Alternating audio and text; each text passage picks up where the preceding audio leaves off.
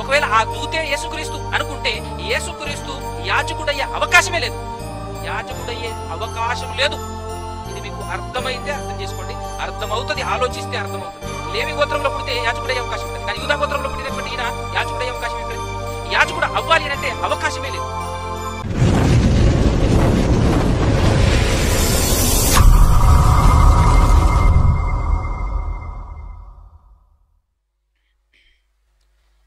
సర్వోన్నతుడు, సర్వాధికారి, సమస్త సృష్టిని సృష్టించిన మన అందరి కన్న తండ్రి అయిన ఆ దేవాది దేవునికి, ఆయన కుమారుడు, మన రక్షకుడు యేసుక్రీస్తు ప్రభుల వారి ద్వారా పరిశుద్ధాత్మ సహాయముతోనే స్తుతులు, స్తోత్రములు, కృతజ్ఞతాస్తుతులు చెల్లించుచున్నాను. అదే విధంగా ఆయన మాటలు విని వినబడినటువంటి మాటలను జాగ్రత్తగా హృదయంలో పదిలపరుచుకుని వాటి ప్రకారంగా బ్రతకాలి అనే ఆలోచన కలిగి వచ్చి కూర్చొని వింటున్నటువంటి మీ అందరికీ కూడా క్రీస్తు పేరటనే నా యొక్క శుభములు, వందనాలు తెలియజేస్తూ ఉన్నాను. జాగ్రత్తగా మనం ఆలోచన చేద్దాం. ఇప్పటికీ ఇది 4వ వారం.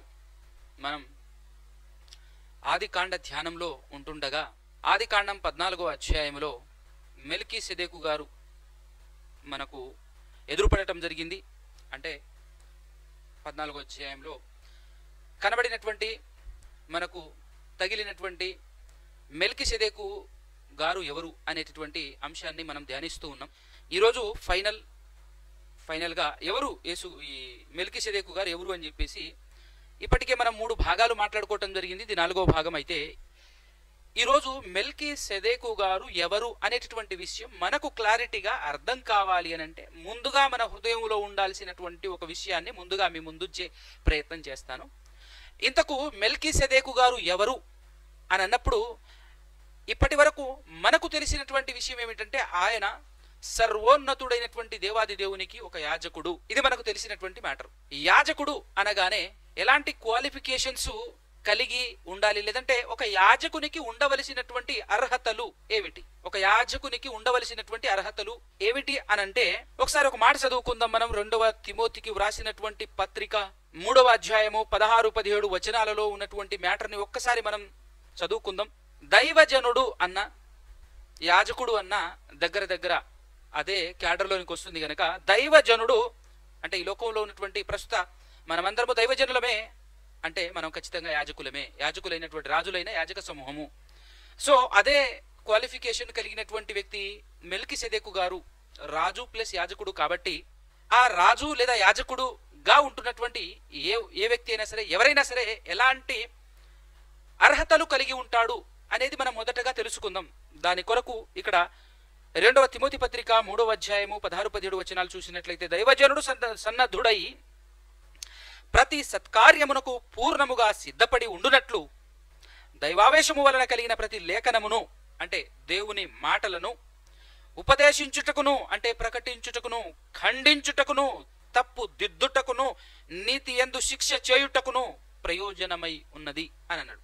అనంటే ఒక దైవజనుడు ఏమేమి చేస్తాడు, లేదంటే యాజకుడుగా ఉన్నటువంటి దైవజనుడు ఏమేమి చేస్తాడు? వాక్యాన్ని ప్రకటించటం ఒకటే కాదు, తప్పు దిద్దటం, అవసరం అని అనుకుంటే శిక్ష చేయటం, ఇవన్నీ ఈ అర్హతలు, ఇలాంటి క్వాలిఫికేషన్స్ కలిగినటువంటి వ్యక్తే యాజకుడు అనేటటువంటి విషయం మన హృదయంలో పదిలపరుచుకొని, మన హృదయంలో ఈ విషయాన్ని ఉంచుకొని మనం మెల్కీసెదెకు గారి గురించి నేర్చుకునేటటువంటి ప్రయత్నం చేద్దాం. మెల్కీసెదెకు గారు ఎవరు అనేటటువంటి ఆలోచన మనం చేసేటటువంటి ప్రయత్నం చేద్దాం. ప్రియులారా, చాలా మంది మెల్కీసెదెకు గారు ఎవరు అంటే ఎవరో కాదండి యేసుక్రీస్తు ప్రభుల వారే అని చెప్పటం, దేన్ని బట్టి వాళ్ళు చెప్పారు, ఎందును బట్టి వారు అలా మాట్లాడగలిగారు అనే విషయాలన్నీ మనం మొదటి భాగంలోను, 2వ భాగంలోను, 3వ భాగంలోను మనం మాట్లాడుకోవటం జరిగింది. ఇది 4వ భాగం. అయితే ఇందులో కూడా ఒక కంపారిజన్ ఏంటి అని అంటే జనరల్ గా మనిషికి ఉండేటటువంటి ఒక అలవాటు ఏంటంటే పోలికలను చూసి కన్ఫర్మ్ చేస్తూ ఉంటారు అనమాట.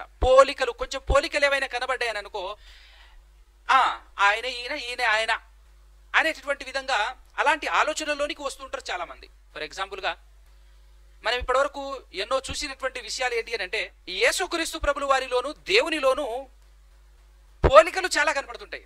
ఆ పోలికలను బట్టి ఆయనే ఈయన అంటే యెహోవాయే యేసుక్రీస్తు అని మాట్లాడినటువంటి వ్యక్తులు లేకపోలేదు మన సమాజంలో, క్రైస్తవ సమాజంలో. అనేక మంది బోధకులు యెహోవాయే యేసుక్రీస్తుగా వచ్చాడు అని చెప్పటానికి కొన్ని పోలికలు తీసుకున్నారు.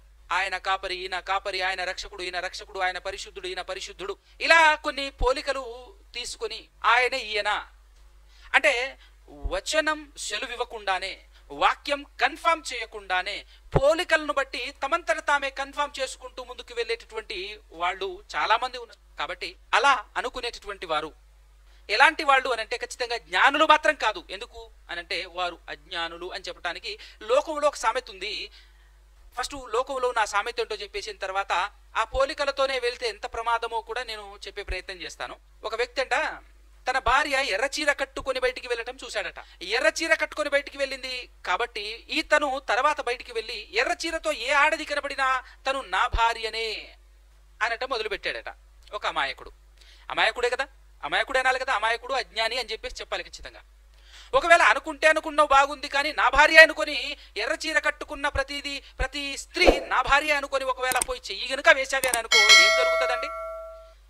ఎదుట ఉన్న మూతి పండ్లు రాలి చేతులు పడతాయి. ఇది మనకు తెలిసినటువంటి విషయం. సో అలాంటి ప్రయత్నం చేయకూడదు అని చెప్పడానికి చిన్న మాట చెప్పాను. పోలికలు మాత్రమే కాదు, మనకు పరిశుద్ధాత్ముడు మనకు కన్ఫర్మ్ చేయాలి, వచనం మనకు కన్ఫర్మ్ చేయాలి. ఎందుకంటే వచనమే మనకు ప్రామాణికం, వాక్యమే మనకు ప్రామాణికం. కాబట్టి వాక్యం చెబితేనే మనం వినాలి తప్ప పోలికలు ఉన్నాయి కదా అని చెప్పేసి వెళ్ళకూడదు. ఎందుకంటే ఈరోజు మెల్కీసెదెకు యేసుక్రీస్తు అని చెప్పడానికి కొన్ని పోలికలు చూస్తున్నారు. ఆ పోలికలు ఏంటో దేన్ని బట్టి చెప్పారో మనం ఇంతకుముందు చూసాము. ఈరోజు కూడా అసలు కనబడుతున్నటువంటి పోలికలు, ఆ పోలికల్ని బట్టి వెనక ముందు ఆలోచించకుండా ఇంకేముందండి యేసుక్రీస్తు ప్రభులు వారే ఈ మెల్కీసెదెకు గారు అని అంటే ఎవరో కాదు, యేసుక్రీస్తు ప్రభులు వారే అని చెప్పడానికి ఉన్న మరికొన్ని పోలికలు ఒకసారి ఆదికాండము 14వ అధ్యాయము 18వ వచనం నుంచి చూసినట్లయితే, మరియు షాలేము రాజైన మెల్కీసెదెకు రొట్టెను ద్రాక్షారసమును తీసుకొని వచ్చెను, అతడు సర్వోన్నతుడకు దేవునికి యాజకుడు అని అన్నాడు. ఇక్కడ 3 పోలికలు కనపడుతున్నాయి చూడండి. ఒకటి షాలేము రాజు, ఇతను ఒక రాజు. రెండోది మెల్కీసెదెకు అనేటువంటి ఆయన రొట్టెను ద్రాక్షరసం తీసుకొచ్చాడట. అంటే ఇప్పుడు యేసుక్రీస్తు ప్రభువారు కూడా మనకు రాజు ఒకటి. రెండోది ఆయన రొట్టె ద్రాక్షరసము, ఆయన శరీరాన్ని రొట్టెగాను ఆయన రక్తాన్ని మనకు ద్రాక్షరసంగాని ఇచ్చాడు కదా, అదొకటి. మూడోది అతడు సర్వోన్నతుడకు దేవునికి యాజకుడు. అంటే ఈ మెల్కీసెదెకు గారు దేవాది దేవునికి యాజకుడు. మరి యేసుక్రీస్తు ప్రభువారు కూడా ఆ దేవదేవునికి యాజకుడే కదా, ప్రధాన యాజకుడే కదా. అంటే పోలికలు ఎలా కలిసి చూశారు? ఇక్కడ 3 పోలికలు కలుస్తున్నాయి. అదేవిధంగా హెబ్రీలకు రాసినటువంటి పత్రికలో కూడా ఇదే కోణంలో ఏం చెప్పాడు అంటే, నీతికి రాజు 7వ అధ్యాయము, హెబ్రీ పత్రిక 7వ అధ్యాయము 3వ వచనంలో ఏమంటాడు అని అంటే, మహోన్నతుడకు షాలేము రాజును మహోన్నతుడకు దేవుని యాజకుడునైన మెల్కీసెదెకు నిరంతరం యాజకుడుగా ఉన్నాడు. అతని పేరుకు మొదట నీతికి రాజనియు తర్వాత సమాధానపు రాజనియు అర్థం ఇచ్చినట్టు షాలేము రాజని అర్థము. అంటే నీతికి రాజు, సమాధానపు రాజు, నీతికి రాజు, సమాధానపు రాజు. అంటే యేసుక్రీస్తు ప్రభువారు కూడా దేవునితో మనుషులను సమాధానపరిచాడు. ఒకటి. అంత మాత్రమే కాకుండా దేవుని నీతిని మనకు ఉచితముగా అనుగ్రహించటానికి దేవుని చేత పంపబడినటువంటి నీతిమంతుడు ఎవరంటే యేసుక్రీస్తు ప్రభువారు. యేసుక్రీస్తు ప్రభువారిని నమ్ముకుంటేనే, ఆయన యందు నమ్మిక ఉంచడం వల్ల దేవుని నీతి మనకు ఉచితంగా అనుగ్రహింపబడుతుంది అని రోమపత్రిక 3వ అధ్యాయంలో చెప్తా ఉంటాడు మనకు. సో దీన్ని బట్టి ఈ పోలికలు చూస్తే జాగ్రత్తగా సింక్ అవుతున్నాయి, కనెక్ట్ అవుతున్నాయి చూడండి. అందుకోసమే ఇంకా వేరే వచనం మనకు చెప్పాల్సిన అవసరమే లేదు అని చెప్పేసి ఇక గుడ్డిగా ఎలా తోసేస్తుంటారు అంటే, ఆ మెల్కీసెదెకు అంటే ఎవరో కాదు యేసుక్రీస్తే అని కొన్ని పోలికలను బట్టి చెప్పేస్తున్నారు. సో ఒకవేళ అదే విధంగా ఒకవేళ మనం పోలికల్ని చూస్తే తప్పులోను పప్పులోను ఎలా కాలేస్తామో అని చెప్పడానికి కొన్ని విషయాలు మీకు చూపించేటటువంటి ప్రయత్నం చేస్తాను. ఒకసారి ప్రకటన గ్రంథం మనమందరం తెచ్చి చూద్దాం. 1వ అధ్యాయము 13 నుంచి, పద్మాసు దీపములో యోహాను గారు ఉంటుండగా ఆయనకు కనబడుతున్నటువంటి దర్శనం. 12-13. ఇది వినగా నాతో మాట్లాడుచున్న స్వరం ఏమిటో అని చూడ తిరుగగా 7 సువర్ణ దీపస్తంభములను, ఆ దీపస్తంభముల మధ్యను మనిషి కుమారుని పోలిన ఒకరిని చూచి తిని. ఇక్కడి నుంచి చూద్దాం కరెక్ట్ గా. ఇక్కడి నుంచి, ఆయన తన పాదముల మట్టునకు దిగుచున్న వస్త్రము ధరించుకొని రొమ్మునకు బంగారు దట్టి కట్టుకొని ఉండెను. ఆయన తలయు తల వెండ్రుకలను తెల్లని ఉన్నిని పోలినవై హిమమంత ధవళముగా ఉండెను. ఆయన నేత్రములు అగ్ని జ్వాలల వలె ఉండెను. ఆయన పాదములు కొలిమిలో పుటము వేయబడి మెరియుచున్న అపరంజితో సమానమై ఉండెను. ఆయన కంఠ స్వరము విస్తార జల ప్రవాహముల ధ్వని వలె ఉండెను. చూసారా ఈ వర్ణన ఎలా ఉంది? ఎంత గంభీరంగా ఈ వర్ణన కనబడుతుంది మనకు చూడండి. ఇది 100% యేసుక్రీస్తు ప్రభులు వారే అని మనకు తెలుసు. అయితే ఈ వర్ణన యేసుక్రీస్తు ప్రభులు వారు దర్శనంలో కనబడుతున్నప్పుడు ఆయన ఎలా ఉన్నాడో అని చెప్పేసి ఆయన గురించినటువంటి ఆయన కనబడిన విధానాన్ని ఇక్కడ ఎంత గంభీరంగా వర్ణించి మనకు యోహాను గారు రాస్తున్నారు. మనం చూద్దాం. దానియేలు గ్రంథం ఒకసారి మనం అందరం చూద్దాం. దానియేలు గ్రంథం 10వ అధ్యాయంలో దానియేలు గారు చూస్తున్నటువంటి దర్శనంలో ఆయనకు ఒక దర్శనం కలిగింది. ఆ దర్శనంలో ఆయన ఎలాంటి గంభీరమైనటువంటి దర్శనాన్ని ఆయన చూస్తున్నాడో ఒకసారి మనం చూద్దాం. పోలికలు 10వ అధ్యాయము 4వ వచనం నుంచి చూద్దాం. దానియేలు గ్రంథం 10వ అధ్యాయం 4వ వచనం నుంచి, మొదటి నెల 24వ తేదీ నేను హిద్దెకేలను గొప్ప నది తీరమున ఉంటిని. నేను కన్నులెత్తి చూడగా నారబట్టలు ధరించుకున్న ఒకడు కనబడెను. అతడు నడుమున మేలిమి బంగారు నడికట్టు కట్టుకొని ఉండెను. అతని శరీరము రక్తవర్ణపు రాతి వంటిది. అతని ముఖము మెరుపు వలె ఉండెను. అతని కన్నులు జ్వాలమయమైన దీపములను, అతని భుజములను పాదములను తలతలలాడు ఇత్తడిని పోలి ఉండెను. అతని మాటల ధ్వని నరసమూహపు కంఠ ధ్వని వలె ఉండెను. దానియేలను నాకు ఈ దర్శనము కలుగగా నాతో కూడానున్న మనుష్యులు దాని చూడలేదు గాని మిగుల భయక్రాంతులై దాగుకొనవలెనని పారిపోయిరి. నేను ఒంటరినై ఈ గొప్ప దర్శనమును చూచి తిని, చూచినందున నాలో బలమేమియు లేకపోయెను. నా సొగసు వికారమాయెను, బలము నా యందు నిలవలేదు. ఒక గంభీరమైనటువంటి దర్శనము దానియేలు గారు చూస్తున్నారు. పట్టపగలే ఆ దర్శనం చూస్తుండగా ఎంత గంభీరంగా ఆ దర్శనం కనబడిందో మనకు వివరించాడు. ఆ దర్శనము చూడలేక తనతో పాటు ఉన్నటువంటి వారు పారిపోయారట. తను మాత్రమే ఒంటరిగా ఆ దర్శనాన్ని చూశాడట. ఆ దర్శనం చూసినందుకు గాను తనలో ఉన్న బలం మొత్తం పోయిందట. ఎవరై ఉంటారు ఇంత గంభీరంగా వివరిస్తుంటే? ఎవరై ఉంటారు ఈ దర్శనంలో దానియేలు గారికి కనబడినటువంటి ఈ వ్యక్తి? ఎవరై ఉండొచ్చు? ఒక్కసారి మనం ఆలోచిస్తే మన ఊహ ఏం చెప్తుందో తెలుసా? మన ఆలోచన ఏం చెప్తుందో తెలుసా? ఇందాకల్ని మనం చదువుకొని వచ్చాను చూసావా, అలాగే కనపడుతుంది కదా. అగ్ని జ్వాలల కన్నులు, బంగారు దట్టి, ఆ కంఠ స్వరము, గంభీరమైనటువంటి స్వరము, అవన్నీ ఈ పోలికలు చూస్తుంటే ఎవరైనా ఏమనుకుంటారు జనరల్గా అనంటే, యేసుక్రీస్తే కాబోలు అనుకుంటారు కదా. లేదంటే దేవుడైనా కావచ్చు, కాకపోతే దేవుడు కాకపోతే యేసుక్రీస్తు అయినా కాబోలు అనేటటువంటి ఆలోచనలోనికి రాక తప్పదు. ఎందుకంటే ఇంత గంభీరమైనటువంటి ఆ దర్శనం కదా. పోలికలు మాత్రం అక్కడ యేసుక్రీస్తు ప్రభులు వారు ఎలాగైతే దర్శనమిచ్చారో యోహాను గారికి, అదే కోణంలో ఇక్కడ కనబడుతున్నప్పుడు మనం అది ఇది చదువుకున్నప్పుడు అయితే ఖచ్చితంగా యేసు ప్రభు అని అనేస్తాం. అనుకుంటే ఖచ్చితంగా తప్పులో కాలేసినట్టే, పప్పులో కాలేసినట్టే. ఇంతకు ఇక్కడ ఎవరు అంటే 11వ వచనం చూడండి. దానియేలు, నీవు బహుప్రియుడవు గనుక నేను నీ యొద్దకు పంపబడి తిని, నీవు లేచి నిలువబడి నేను నీతో చెప్పు మాటలు తెలుసుకొనుమనేను. అతడి మాటలు నాతో చెప్పగా నేను వణుకుచూ నిలవబడి తిని అన్నాడు. అంటే పంపబడ్డాడట ఒక వ్యక్తి.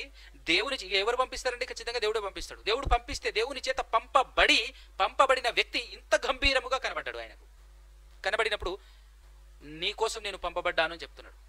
అంటే ఎవరితను అని అంటే అలా కంటిన్యూషన్ కిందికి వెళ్తే 21వ వచనంలో ఏం చెప్తున్నాడో చూడండి. అదే 10వ అధ్యాయం దానియేలు గ్రంథంలో. అయితే సత్య గ్రంథమందు వ్రాసినది నీతో చెప్పెదను. మీ అధిపతియగు మికాయేలు గాక ఈ సంగతులను గూర్చి నా పక్షముగా నిలువ తెగించిన వాడొకడునూ లేడు అంటున్నాడు. అని అంటే మికాయేలు గారు మనకు తెలుసు ప్రధాన దూత అని. అయితే ఆ ప్రధాన దూత అయిన మికాయేలు గారు నాకు సహాయం చేశారు, నా తరఫున నిలబడ్డారు అని మాట్లాడుతున్నటువంటి ఇతనెవరో? ఇతను దానియేలు గారితో మాట్లాడుతూ నాకు సహాయం చేయటానికి మికాయేలు, మీ అధిపతి అయిన మికాయేలు నా తరఫున నిలబడ్డాడు అని మాట్లాడుతున్నాడు. మికాయేలు గారు దూత అని చెప్పేసి మనకు తెలుసు, దేవుని దూత అని. మరి ఇతనెవరు? ఆలోచించుకుంటూ అలా మనం 11వ అధ్యాయం కంటిన్యూషన్, ఇదంతా ఆ దర్శనమే కంటిన్యూషన్. 11వ అధ్యాయం చదువుకుంటూ వెళ్తే 11వ అధ్యాయంలో కూడా కంప్లీట్ అవ్వదు. ఆ దర్శనంలో ఏం చెప్తున్నాడు అనేది, ఆ దర్శనంలో ప్రత్యక్షమైనటువంటి ఆ వ్యక్తి మాట్లాడుతూ విషయాలన్నీ వివరిస్తూ ముందుకెళ్తుండగా 12వ అధ్యాయం కూడా స్టార్ట్ అయిపోద్ది. ఆ 12వ అధ్యాయంలో 4వ వచనంలోకి వచ్చేసరికి ఎండింగ్, అంటే తాను చెప్పాల్సిన మ్యాటర్ కంప్లీట్ అవుతుంది, ముగిస్తుంది. అలా ముగిస్తూ ఉన్నప్పుడు ఏం చెప్తున్నాడు ఒకసారి 4వ వచనంలో చూస్తే, దానియేలు గ్రంథం 12వ అధ్యాయం 4వ వచనంలో, దానియేలు నీవు ఈ మాటలను మరుగు చేసి అంత్యకాలము వరకు ఈ గ్రంథమును ముద్రింపుము. చాలా మంది నలుదిశల సంచరించినందున తెలివి అధికమగును అని నాతో మాటలాడు గబ్రియేలనతడు చెప్పెను అన్నాడు. చూసారా? అంటే ఇప్పుడు ఇంత గంభీరమైనటువంటి దర్శనంలో ఇంత గంభీరంగా కనబడినటువంటి ఆ వ్యక్తి ఎవరయ్యా అనంటే ఆయన కూడా దేవదూతే. ఆయన పేరు గబ్రియేలు అని చెప్తున్నాడు. ఎందుకంటే మనకు గబ్రియేలు కొంచెం పరిచయమే కదా. యేసుక్రీస్తు ప్రభులు వారు పుట్టక ముందు మరియమ్మ దగ్గరికి వెళ్ళి చెప్పినటువంటి దూత కూడా గబ్రియేలు గారే. అంత మాత్రమే కాకుండా అంతకు ముందు జకరియా గారి దగ్గరికి వెళ్ళి నీకు కుమారుడు పుట్టబోతున్నాడు, ఆయన బాప్తిస్మమిచ్చు యోహాను గారు అని చెప్పేసి బాప్తిస్మమిచ్చు యోహాను గారి తండ్రి దగ్గరికి వెళ్ళినటువంటి వ్యక్తి, లేదంటే ఆ దూత ఆయన కూడా గబ్రియేలు గారి అనే ఆ సంగతి మనకు తెలుసు. అంటే ఇప్పుడు ఇక్కడ గబ్రియేలు దేవదూతకు ఉన్నటువంటి పోలిక ఆయన దర్శనంలో దానియేలు గారికి కనబడుతుంటే ఆ పోలిక ఎలా ఉందంటే ఆ గంభీరమైనటువంటి దర్శనం అచ్చం యేసుక్రీస్తు ప్రభులు వారు కొత్త నిబంధన కాలంలో అపోస్తుడైనటువంటి యోహాను గారికి కనబడినటువంటి దర్శనంలో యేసుక్రీస్తు ప్రభులు వారు ఎంత గంభీరముగా కనబడ్డాడో అంతే గంభీరత్వమును ఇక్కడ దూత కూడా ప్రదర్శించాడు అనేది మనకి ఇక్కడ అర్థమవుతుంది. ఒకవేళ పోలికలతో అదే విధంగా ఉంది పోలికలు అని చెప్పేసి అని అనుకుంటే తప్పులో పప్పులో కాలేసినట్ట కాదు. ఇక్కడ జాగ్రత్తగా ఆలోచన చేయండి.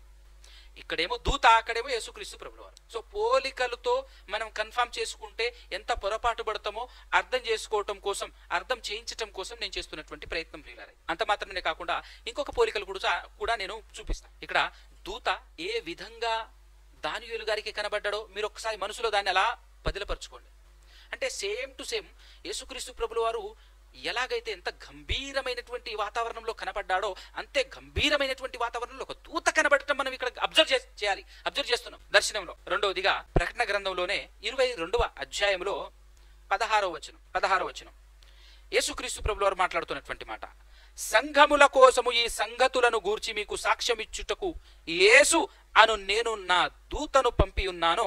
నేను దావీదు వేరుచిగురును సంతానమును ప్రకాశమానమైన వేకువ చుక్కయునై ఉన్నాను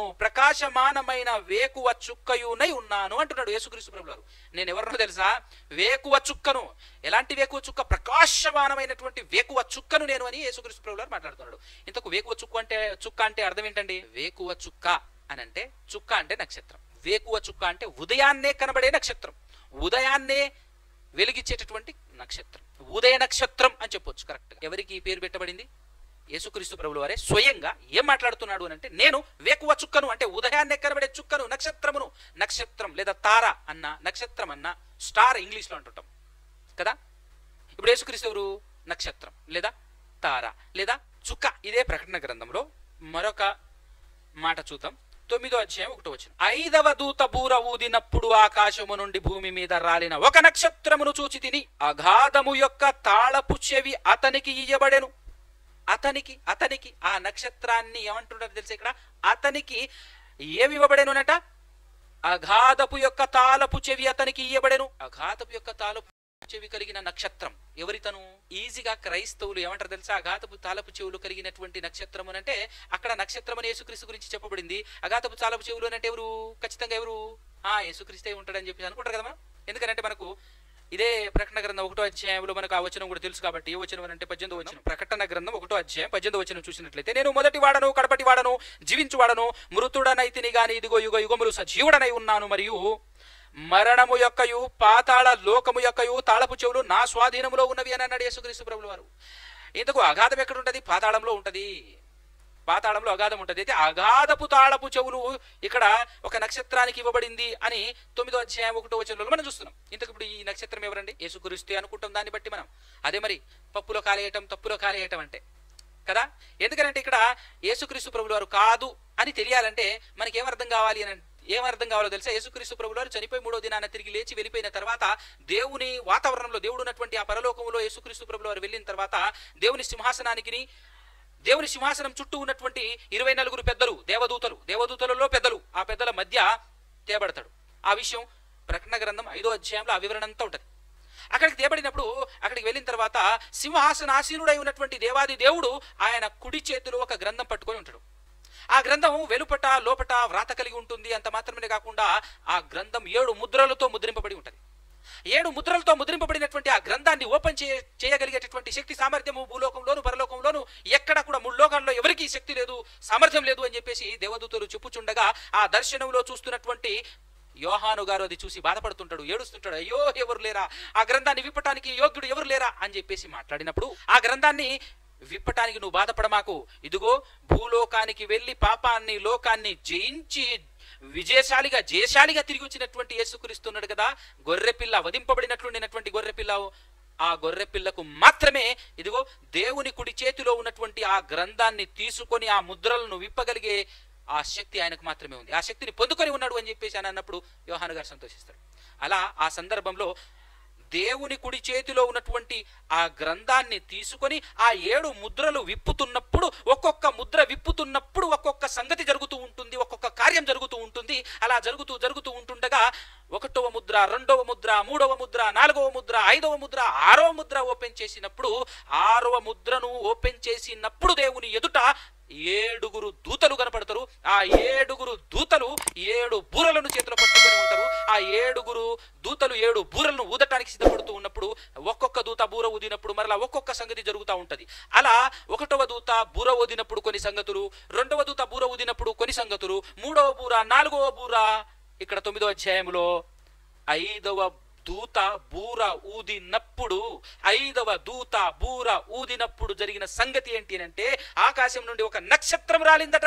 ఇప్పుడు యేసుక్రీస్తు అంటావా? ఆ రాలిన నక్షత్రము, ఆ నక్షత్రానికి అగాధపు యొక్క తాళపు చెవి ఇవ్వబడింది అని అన్నప్పుడు ఇప్పుడు యేసుక్రీస్తు అంటావా? ఈ సంగతి నీకు అవగాహనలో ఉంటే, ఈ విషయం నీకు తెలిస్తే, నీకు అర్థమైతే, దేవుని సన్నిధానంలో దేవుని కుడి చేతిలో ఉన్న గ్రంథాన్ని ఓపెన్ చేస్తూ ఉన్నప్పుడు, ఒక్కొక్క ముద్రలు ఓపెన్ చేస్తున్నప్పుడు జరుగుతున్న సంగతులలో జరిగిన ఒక విషయం, రాలిన ఒక నక్షత్రం యేసుక్రీస్తు ప్రభులు వారు కాదు అన్న సంగతి అప్పుడు అర్థమవుతుంది. ఈ వివరణ అంతా మనకు తెలిసినప్పుడు. మరి ఇంతకు ఈ నక్షత్రం ఎవరు? అగాధపు తాళపు చెవులు కలిగినటువంటి ఈ నక్షత్రం ఎవరు అని అంటే 20వ అధ్యాయం, ఇదే ప్రకటన గ్రంథం 20వ అధ్యాయం ఒకసారి ఓపెన్ చేయండి. ఎవరో మనకు తెలుస్తుంది. 1వ వచనం, 20వ అధ్యాయం 1వ వచనం. మరియు పెద్ద సంఖ్యలను చేత పట్టుకుని అగాధము యొక్క తాళపు చెవి గల ఒక దేవదూత పరలోకము నుండి దిగువచ్చుట చూచి తిని అన్నాడు. చూడండి, అంటే అగాధపు యొక్క తాళపు చెవులు చేత పట్టుకున్నటువంటి లేదంటే కలిగినటువంటి ఆ నక్షత్రం ఎవరో కాదు, దూత, దేవదూత, దేవుని దూత. పోలికల్ని బట్టి చెప్పుకుంటే ఎంత తప్పుడు అడుగులు వేస్తామో మనకు అర్థం కావటం కోసం చెప్తున్నాను. దానితో పాటుగా ఈ దూతకు నక్షత్రం అనే పేరుంది, యేసుక్రీస్తుకు నక్షత్రం అనే పేరుంది. మరి ఈ దూత పేరేంటో మనకు తెలియదు, కానీ మనం నోటీస్ చేయాల్సినటువంటి పాయింట్స్ జాగ్రత్తగా గుర్తుపెట్టుకుంటే, యేసుక్రీస్తుకు నక్షత్రం అనేటువంటి పేరుంది, దూతకు నక్షత్రం అనే పేరుంది. యేసుక్రీస్తుకు ఎలాంటి తాళపు చెవి? పాతాళపు తాళపు చెవి కలిగి ఉన్నటువంటి నా స్వాధీనంలో ఉన్నాయని చెప్పేసి చెప్తున్నాడు యేసుక్రీస్తు ప్రభువారు. ఆ పాతాళంలో ఉన్న అగాధపు తాళపు చెవి కలిగి ఉంది ఒక దూత అన్న సంగతి కూడా మీరు జ్ఞాపకం చేసుకోండి. అంటే ఇంతకు ముందు చూసినటువంటి మ్యాటర్ ఏంటి అని అంటే, యేసుక్రీస్తు ప్రభుల వారి యొక్క కనులు అగ్ని జ్వాలల వలె కనబడుతుంది. అదేవిధంగా జ్వాలల వలె తన కనులు కనబడుతున్నాయి. ఒక దూత కనులు కూడా అలానే కనబడుతున్నాయి. ఇతని కంఠస్వరం ఎలాగైతే ఉందో, ఇతని కంఠస్వరము ప్రవాహ జలముల ఘోష వలె ఉంది అని చెప్పేసి ఒక దర్శనంలో యేసుక్రీస్తు ప్రభుల యొక్క వాయిస్, అనేక జనసమూహముల శబ్దం, అనేక మంది గుంపు, జనసంద్రంలో నుంచి వచ్చేటటువంటి సౌండ్ ఎలా ఉంటుందో ఆ విధంగా ఆ దూత, ఒక దూత యొక్క కంఠస్వరం ఉందట.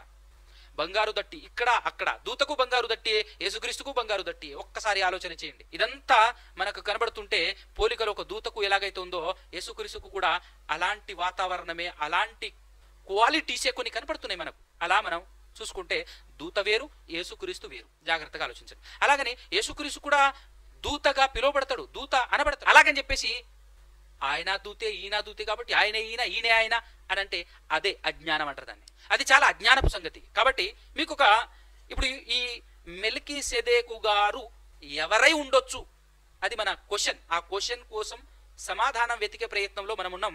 దాని కొరకు మీకు ఒక దూతను చూపిస్తాను. ఏ దూత అని అంటే దేవుని దూతను చూపిస్తాను. మనం జాగ్రత్తగా పరిశీలన చేసుకుంటూ అలా ముందుకు సాగే ప్రయత్నం చేద్దాం. ఆది కాండము నుంచి దేవుడు భూమి మీద ఉన్నటువంటి ప్రజలను నడిపించటానికి, ఆ ప్రజలు తప్పు చేస్తుంటే తప్పుదిద్దటానికి, ఆ ప్రజలకు తన మాటలను అందించటానికి, ఆ ప్రజలు చేస్తున్న తప్పును దిద్దటం మాత్రమే కాకుండా ఆ ప్రజలను శిక్షించటానికి దేవుడు వాడిన ఒక దూత. ఆ దూత గురించి కొంచెం ఓపిక పట్టుకొని రాసుకునే వాళ్ళు స్పీడ్గా రాసుకోవటమో, లేకపోతే చూసుకునే వాళ్ళు స్పీడ్గా చూసుకుంటూ ముందుకు సాగే ప్రయత్నం చేయండి. మనం స్టార్టింగ్ ఆది కాండం నుంచి మొదలు పెట్టుకొని ఆ దూతను జాగ్రత్తగా పరిశీలన చేసే ప్రయత్నం చేద్దాం. ఆది కాండం 16వ అధ్యాయము 7 నుంచి 11 వచనాలు చూసేటటువంటి ప్రయత్నం చేద్దాం. 7 నుంచి, యెహోవా దూత అరణ్యములో నీటి బుగ్గ యొద్ద అనగా షూరు మార్గములో బుగ్గ యొద్ద ఆమెను కనుగొని. ఎవరిని కనుగొని ఆమెను అంటే శారమ్మ దగ్గర నుంచి పారిపోతున్న దాసి, శారాయి దాసి అయిన హాగరు, ఎక్కడ నుండి వచ్చితివి, ఎక్కడికి వెళ్ళుచున్నావని అడిగినందుకు అది, నా యజమానురాలైన శారాయి యొద్ద నుండి పారిపోవుచున్నాను నేను. అప్పుడు యెహోవా దూత నీ యజమానురాలి యొద్దకు తిరిగి వెళ్ళి ఆమె చేతి క్రింద అణిగి మణిగి ఉండుమని దానితో చెప్పెను. మరియు యెహోవా దూత నీ సంతానమును నిశ్చయముగా విస్తరింపచేసెదను, అది లెక్కింప వీలు లేనంతగా విస్తారమవునని దానితో చెప్పాను. 11వ వచనం, మరియు యెహోవా దూత మాట్లాడుతూ ఏం చెప్తుంది అని అంటే, ఇదిగో యెహోవా నీ మొర వినెను, నీవు గర్భవతివై ఉన్నావు, నీవు కుమారుని కని అతనికి ఇస్మాయేలు అను పేరు పెట్టుదువు. నీ మొర నేను కాదు దేవుడు విన్నాడు అని దేవుని దూత చెబుతుంది. దేవుని దూత ఇక్కడ చెబుతూ ఉన్నాడు. జాగ్రత్తగా మనం ఆలోచన చేస్తే దేవుడు సందర్భం వచ్చినప్పుడల్లా ఎవరిని పంపిస్తున్నాడు అనేది మనం జాగ్రత్తగా ఆలోచించుకుంటూ ముందుకు సాగుదాం. కామన్ గా కనబడే దూతను మనం పరిశీలన చేసే ప్రయత్నం చేద్దాం. తర్వాత 19వ అధ్యాయము, ఇదే ఆదికాండం 19వ అధ్యాయము 15వ వచనము 17వ వచనం చూద్దాం. 19వ అధ్యాయం 1 చూద్దాం. ఫస్ట్ ఆదికాండం 19వ అధ్యాయం 1వ వచనం. ఆ సాయంకాలమందు ఆ ఇద్దరు దేవదూతలు సొదొమ చేరునప్పటికీ లోతు సొదొమ గవిని యొద్ద కూర్చుండి ఉండెను. దేవదూతలు అంటే ఇక్కడ ఇద్దరు ఉన్నారండి, ఇద్దరు దేవదూతలు ఉన్నారు. ఇద్దరు మాత్రమే కాదు, ముగ్గురు ఉండేవాళ్ళు, ముగ్గురు ఉన్నారు. ఇంతకుముందు వీళ్ళెవరో కాదు, 18వ అధ్యాయంలో మన ముగ్గురు మనుషులుగా, ముగ్గురు వ్యక్తులుగా అబ్రహాము గారికి కనబడినటువంటి వ్యక్తులు. అలా ఒక వ్యక్తి అబ్రహాము దగ్గరనే ఉండిపోతే ఇద్దరు లోతు దగ్గరికి వెళ్తారు. ఆ పట్టణం పాడైపోయింది, అది దేవుని దగ్గరికి ఇన్ఫర్మేషన్ వెళ్ళింది, నిజమో కాదో తెలుసుకోవటానికి దేవుడు పంపించిన ముగ్గురు దేవదూతలు. కానీ చాలా మంది క్రైస్తవ్యంలో ఉన్నటువంటి చాలా మంది పండితులు అనుకునేటటువంటి వాళ్ళు ఏం చెప్తారో తెలుసా? ఇక్కడ వచ్చినటువంటి ముగ్గురు యేసుక్రీస్తు, దేవుడు, పరిశుద్ధాత్మ, ముగ్గురు వ్యక్తులుగా వచ్చారట. ఇలా మాట్లాడతారు చాలా మంది. అది ఎంత పచ్చి అబద్ధమో, ఎంత మోసమో, ఎంత అజ్ఞానమో, ఎంత మూర్ఖత్వమో అన్న సంగతి కూడా మనకు అర్థమవుతుంది. జాగ్రత్తగా పరిశీలన చేసుకుంటూ ముందుకెళ్దాం. ఇక్కడ దూతలు అని చెప్పబడింది, ఇద్దరు దూతలు. 15వ వచనం చూసినట్లయితే, తెల్లవారినప్పుడు ఆ దూతలు అని ఉంది చూడండి. ఆ దూతలు లోతును త్వరపెట్టిలేము, ఈసారి దోష శిక్షలో ఈ ఊరి దోష శిక్షలో నశించిపోకుండా నీ భార్యను ఇక్కడనున్నని ఇద్దరు కుమార్తెలను తీసుకుని రమ్మని చెప్పిరి.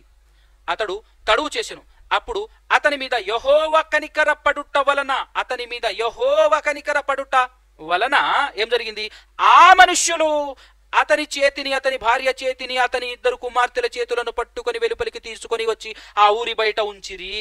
బాగా వింటున్నారు, జాగ్రత్త. ఇక్కడ వీళ్ళ మీద దేవుడు యెహోవా కనికరించినందున ఇక్కడున్న మనుషులు అంటే దేవుడు వేరు, ఈ మనుషులు వేరు, వీళ్ళు దూతలు అన్న సంగతి ఇక్కడే నీట్గా అర్థమవుతుంది. జాగ్రత్తగా మనం ఆలోచన చేస్తే. కాబట్టి ఆ మనుషులు ఎవరు అని అంటే దూతలు. ఈ దూతలు యెహోవా కనికరించినందున ఈ మనుషులు ఏం చేశారంటే అక్కడ ఉన్నటువంటి లోతు గారి భార్యని, లోతు గారి ఇద్దరు కుమార్తెల్ని చెయ్యి పట్టుకొని మరి లాక్కొని బయటకు వచ్చేసారట. తర్వాత 17వ వచనం, ఆ దూతలు వారిని వెలుపలికి తీసుకొని వచ్చిన తర్వాత ఆయన నీ ప్రాణమును, ఆయన అంటే దేవుడు, ఆయన అంటే దేవుడు నీ ప్రాణమును దక్కించుకొనున్నట్లు పారిపోము, నీ వెనుక చూడకుము, ఈ మైదానములో ఎక్కడనూ నిలవక నీవు నశించిపోకుండా ఆ పర్వతమునకు పారిపోమ్మని చెప్పగా, దేవుడు ఇక్కడ ఉన్నటువంటి వాళ్ళందరినీ చంపడానికి చూస్తున్నాడు. ఆ దేవుడు నిన్ను చంపకుండా ఉండాలంటే నువ్వు ఇక్కడి నుంచి పారిపో అని చెప్పేసి దూతలు చెప్తున్నారు. తర్వాత ఇదే ఆదికాండం 21వ అధ్యాయము 17వ వచనం చూసినట్లయితే, దేవుడు ఆ చిన్నవాణ్ణి మొరను వినెను. అప్పుడు దేవుని దూత ఆకాశము నుండి హాగరును పిలిచి, హాగరు నీకేమి వచ్చినది? భయపడకుము, ఆ చిన్నవాడున్న చోట దేవుడు వాని స్వరము వినియున్నాడు. నీవు లేచి ఆ చిన్నవాని లేవనెత్తి నీ చేత పట్టుకొనుము, వానిని గొప్ప జనముగా చేసేదనని ఆమెతో అనెను. ఇక్కడ దేవుని దూత, యెహోవా దూత అన్న దేవుని దూత అన్న ఒకటే. సో హాగరును ఇంట్లో నుంచి పంపిస్తున్న సందర్భంలో, ఇంట్లో నుంచి పంపించేసినప్పుడు వెళుతూ ఒక అరణ్యములో తన కుమారుడికి దాహం వేసినప్పుడు ఒక చెట్టు కింద కూర్చోబెడతది.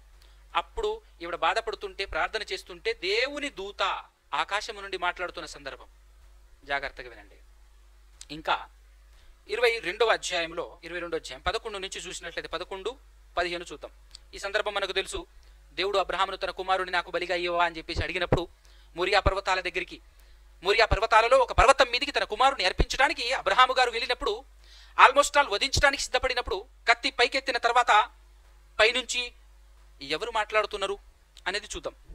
12వ వచనం 10 నుంచి చూద్దాం. 22వ అధ్యాయం ఆదికాండం 10 నుంచి. అప్పుడు అబ్రహాము తన కుమారుని వధించుటకు తన చెయ్యి చాపి కత్తి పట్టుకొనగా, యెహోవా దూత సేమ్ కామన్ గా మీరు గమనించండి. యెహోవా దూత పరలోకము నుండి అబ్రహామా అబ్రహామా అని అతన్ని పిలిచెను. అందుకతడు చిత్తము ప్రభువా అనేను. అప్పుడు ఆయన, ఆ చిన్నవాని మీద చెయ్యి వేయకుము, అతనినేమియో చెయ్యకుము, నీకు ఒక్కడై ఉన్న నీ కుమారుని నాకీయ వెనుక తీయలేదు గనుక అని మాట్లాడుతున్నాడు. తర్వాత 15వ వచనం చూసినట్లయితే, యెహోవా దూత రెండవ మారు పరలోకము నుండి అబ్రహామును పిలిచి ఇట్లనెను.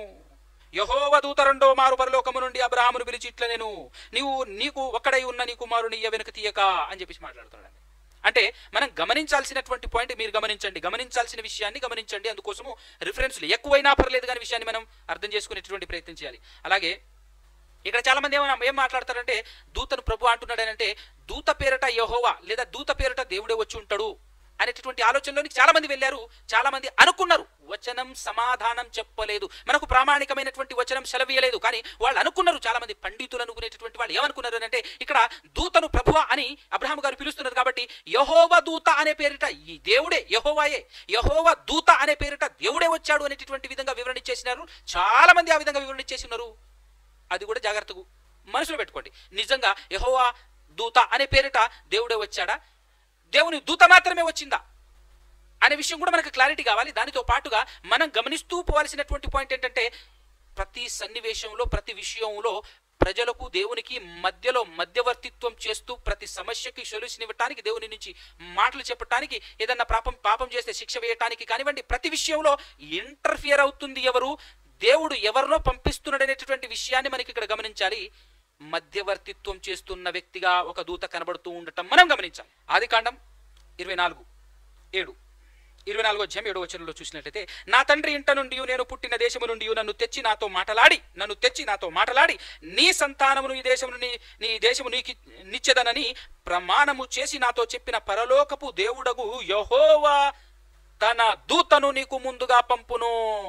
అబ్రహాము గారు తన కుమారుడైనటువంటి ఇస్సాకుకు వివాహం చేయాలి అని అన్నప్పుడు, ఇక్కడ కనానీయుల్లో ఉన్నటువంటి పిల్లల్ని నేను నా కుమారుడికి ఇచ్చి పెళ్లి చేయను, నా సొంత వాళ్ళు ఉన్నారు, ఆ ప్రాంతంలో నుంచి నువ్వు తీసుకురావాలి అని చెప్పేసి తన దగ్గర ఉన్నటువంటి ఎవరైతే ఉంటారో, తన దగ్గర ఉన్నటువంటి పనివారు దాసులు ఎవరైతే ఉన్నారో ఆ దాసులలో పెద్ద దాసుని పంపిస్తాడు అనమాట.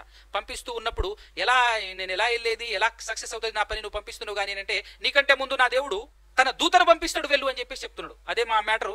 ఆ వ్యక్తి కూడా అక్కడికి వెళ్ళిన తర్వాత లాభాను దగ్గరికి వెళ్ళి ఆ వ్యక్తి కూడా చెప్తా ఉంటాడు, ఆ పెద్ద దాసుడు కూడా తన దూతను ముందుకు పంపించాడు అని 40వ వచనంలో చెప్తా ఉంటాడు. మీరు వీలైతే 40వ వచనంలో కూడా రాసుకోండి. 24వ అధ్యాయం 40వ వచనంలో, అప్పుడు నేను నా యజమానునితో ఆ స్త్రీ నా వెంట రాదేమో అని చెప్పినందుకు అతడు, ఎవని సన్నిధిలో నేను జీవించుచున్నానో ఆ యెహోవా నీతో కూడా తన దూతను పంపి నీ ప్రయాణము సఫలము చేయును గనుక నీవు నా వంశస్థులలో నా తండ్రి ఇంట నుండి నా కుమారునికి భార్యను తీసుకుని వచ్చేదవు అని అంటున్నాడు 24:40లో. తర్వాత 31వ అధ్యాయము, ఇదే ఆదికాండం 31వ అధ్యాయం 11వ వచనం, మరియు ఆ స్వప్నమందు దేవుని దూత ఎవరికి, యాకోబు గారికి, యాకోబు అని నన్ను పిలువగా చిత్తము ప్రభువా అని చెప్పి తిని, అప్పుడు ఆయన నీ కనులెత్తి చూడుము సంథింగ్ చెప్తున్నాడు. మ్యాటర్ ఏంటి అంటే, దేవుని దూత యాకోబు గారికి స్వప్నమందు కలలో ప్రత్యక్షమైనప్పుడు యాకోబు గారు ఏమని మాట్లాడుతున్నాడు, ప్రభువా అని సంబోధిస్తున్నాడు. దీన్ని బట్టి చాలా మంది ఏమైనా ప్రార్థన చేసుకున్నారని చెప్పాను, ప్రభువా అంటున్నాడనంటే ఖచ్చితంగా అయినా దేవుని దూత పేరట దేవుడే వచ్చాడు అని చెప్పేవాళ్ళు చాలా మంది ఉన్నారు.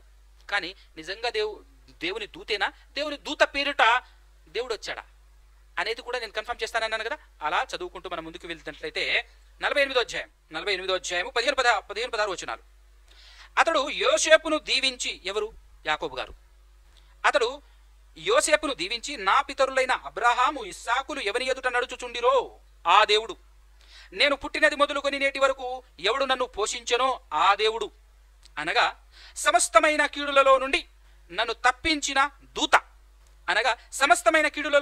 తప్పించిన దూత ఈ పిల్లలను ఆశీర్వదించునుగాక, నా పేరును అబ్రహాము ఇస్సాకులను నా పితరుల పేరును వారికి పెట్టబడునుగాక.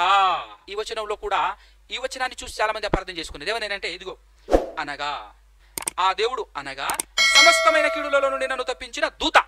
ఇంతకు దూతనా దేవుడా దూతనా? కన్ఫ్యూజనే కదా. క్లారిటీ చేసుకుందాం, ఇబ్బంది పడకండి. ఎక్కువ రిఫరెన్స్లు ఉన్నా ఇబ్బంది పడకండి, ఎందుకంటే మ్యాటర్ మనకు కన్వే అవ్వాలి, వాస్తవం మనకు తెలియాలి. అందుకోసం అని చెప్పేసి మిమ్మల్ని అలా తీసుకెళ్తున్నాను. అన్ని చోట్ల కామన్ గా యెహోవా దూత లేదా దేవుని దూత, యెహోవా దూత, దేవుని దూత ప్రత్యక్షమై అన్ని పనులు చేస్తున్నాడు దేవుని తరఫున అన్నట్టుగా మనం చూస్తున్నాం. కానీ ఇక్కడికి వచ్చేసిన తర్వాత యెహోవా ఆ దూత అన్నట్టుగా అనిపించే విధంగా ఇక్కడ మనకు కనబడుతుంది. కాబట్టి మనకు అనిపిస్తుంది కదా అని చెప్పేసి కన్ఫర్మ్ చేసుకోకూడదు, అది తప్పు. వచనం మనకు సమాధానం ఇవ్వాలి, వచనం మనకు కన్ఫర్మ్ చేయాలి. వచనం కన్ఫర్మ్ చేస్తేనే మనం కన్ఫర్మ్ చేసుకోవాలి తప్ప ఉట్టిగా మనకు అనిపించింది కాబట్టి అనేసుకుందామని చెప్పేసి మాత్రం అనుకోకండి. నెక్స్ట్ నిర్గమాకాండం 3:2 ఒక పొద నడిమిని అగ్ని జ్వాలలలో యెహోవా దూత అతనికి ప్రత్యక్షమాయను. అతడు చూచినప్పుడు అగ్ని వలన ఆ పొద మండుచుండెను గాని ఆ పొద కాలిపోలేదు. ఇక్కడ మోషే గారికి ఒక పొదలో కనబడింది ఎవరు అని అంటే ఒక దేవదూత, యెహోవా దూత అని ఉంది. ఇక్కడ యెహోవా దూత అని ఉంది. ఈ మధ్య కాలంలో ఒక వ్యక్తి, ఒక సహోదరుడు ఏం చేశాడు అంటే ఈ యెహోవా దూత అనే పేరిట ప్రత్యక్షమైంది ఎవరో కాదు యేసు ప్రభుయే అని చెప్పేసి చెప్పినటువంటి దౌర్భాగ్యులు కూడా ఉన్నారు. అలాంటి వాళ్ళు కూడా పండితులుగా చలామణి అవుతున్నారండోయ్.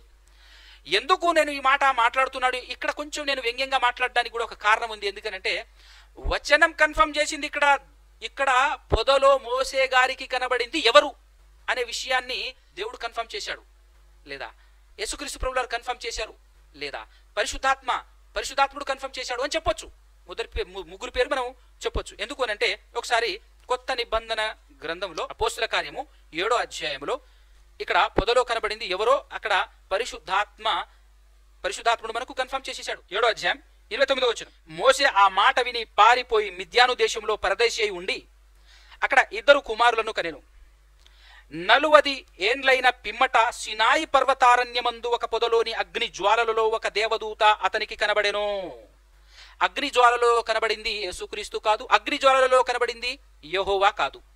ఎవరు కనబడ్డారు మరి? దూత, దేవదూత కనబడింది. దేవదూత కనబడినట్టుగా మనకు ఇక్కడ పరిశుద్ధాత్ముడు కన్ఫర్మ్ చేస్తున్నాడు. అర్థమవుతుందా? అయితే మరి పాత నిబంధన గ్రంథంలో కొంచెం యెహోవా అన్నట్టుగానే దేవుడు అన్నట్టుగానే కనబడడానికి కారణం ఏంటి? దాన్ని కూడా మనసులో ఉంచుకోండి.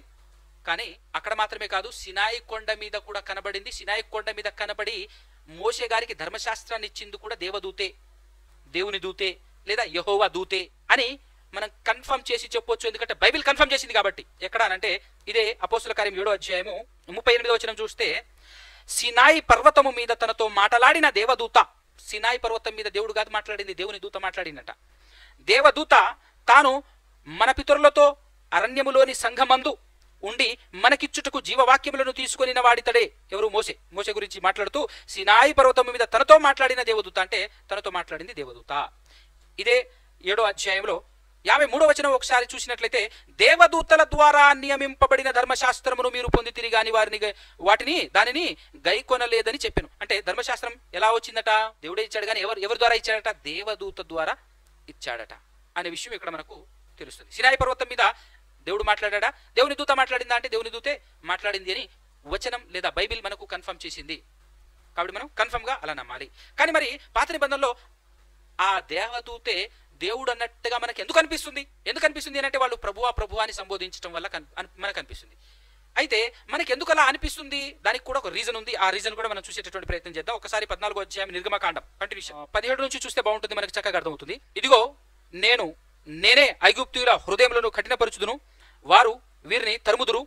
నేను ఫరో వలనను అతని సమస్త సేనల వలనను అతని రథముల వలనను అతని గుర్రపు రౌతుల వలనను నాకు మహిమ తెచ్చుకొందును. నేను ఫరో వలనను అతని రథముల వలనను అతని గుర్రపు రౌతుల వలనను మహిమ కొనునప్పుడు నేను యెహోవానని ఐగుప్తీయులు తెలుసుకొందురనేను. ఇశ్రాయేలీయులను దేవుడు ఐగుప్తీయులలో నుంచి విడిపించుకొని తీసుకొస్తున్నప్పుడు సముద్రాన్ని దాటించేసిన తర్వాత సందర్భంలో మాట్లాడుతున్నటువంటి విషయం ఇది.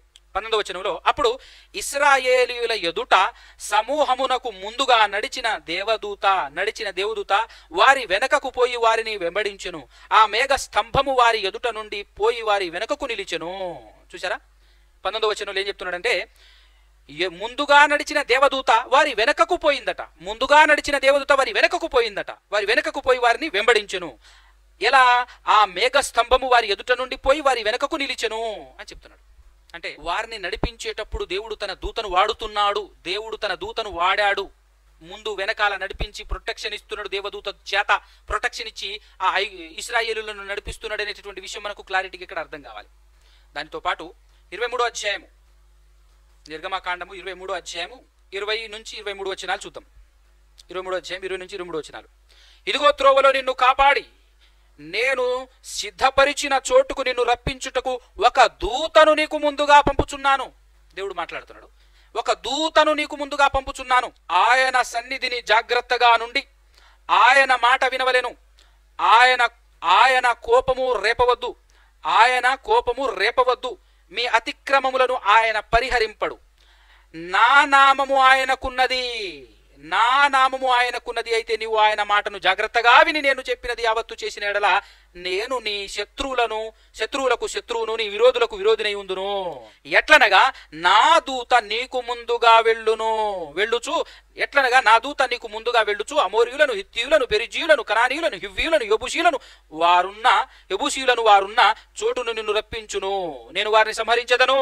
అంటే నా దూతను మీకు ముందుగా పంపిస్తున్నాను. ఆ దూతకు నా పేరు ఆయనకున్నది. ఆ దూతకున్నది. నా పేరు ఉన్నది అని అంటే అర్థం ఏంటండి? పేరు అంటే అక్షరానుసారులు, అక్షర జ్ఞానులు ఉంటారు చూసారా, వాళ్ళందరూ ఏమనుకుంటారు తెలుసా? అంటే యెహోవా అనే పేరు ఉందన్నమాట అనుకుంటారు. నా పేరు ఆయనకు, ఆ దూతకు పెట్టబడింది అంటే యెహోవా అనే పేరు పెట్టబడిందని కాదా అని అర్థం. దేవుని అధికారము, దేవుడు ఆయనకు అధికారం ఇచ్చి పంపించాడు అని అర్థం. ఆయన నామము అంటే అధికారము. దేవుడు అధికారం ఇచ్చి పంపించాడు. అక్కడికి వెళ్ళిన తర్వాత సందర్భానుసారంగా ఏమైనా చేయటానికి, మాట్లాడటానికి, ఖండించటానికి, తప్పుదిద్దటానికి, శిక్ష చేయటానికి కూడా ఆ అధికారం ఇచ్చి దూతను పంపించడం జరిగింది. అది నా నామము ఆ దూతకు ఉన్నది అని అంటే. అందుకోసమే ఆ పనులన్నీ చేస్తూ ఉన్నప్పుడు ప్రజలు భయపడి ప్రభువా అని సంబోధించటం. ఈ కాలంలో ఉన్నటువంటి వాళ్ళు పరిపూర్ణమైనటువంటి అవగాహన లేక, 66 పుస్తకాల మీద అవగాహన లేక వీళ్ళు ఏమని పొరపాటు పడటం, అనుకొని ఊహించుకొని దేవుడే కావచ్చు, లేదంటే యేసుప్రభే కావచ్చు. ఇక్కడ కూడా ఈ సందర్భంలో చాలా మంది ఏమని మాట్లాడతారు తెలుసా? యేసుప్రభే, ఇదిగో ఆయన నామము, నా నామము ఆ దూతకు పెట్టబడి ఉంది అని అంటే ఇంకెవరు ఉంటారండి? ఖచ్చితంగా యేసుప్రభే అని చెప్పేసి కన్ఫర్మ్ చేసేటటువంటి వాళ్ళు కూడా లేకపోలేదు. వచనం సెలవిస్తే కన్ఫర్మ్ చేయాలి తప్ప మనం గుడ్డిగా నీకు నాకు అనిపించిందని చెప్పేసి కన్ఫర్మ్ చేయకూడదు అనేది మాత్రం జాగ్రత్తగా హృదయంలో పదిలపరుచుకోండి. దానితో పాటు కామన్గా కనబడుతుంది, దేవుని ప్రజలకు మధ్య ఒక దూత పని చేస్తుంది. జాగ్రత్తగా చూడండి. ఆ దూత ఏం చేస్తుందో తెలుసా? ఇప్పటికే అర్థమైపోవాలి మీకు. ఏం చేస్తుంది ఆ దూత?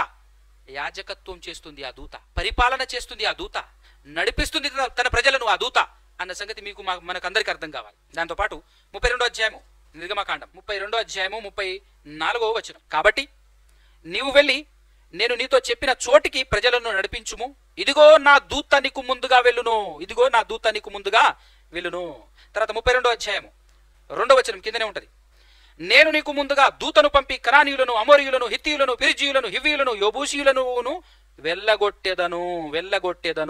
చూసారా?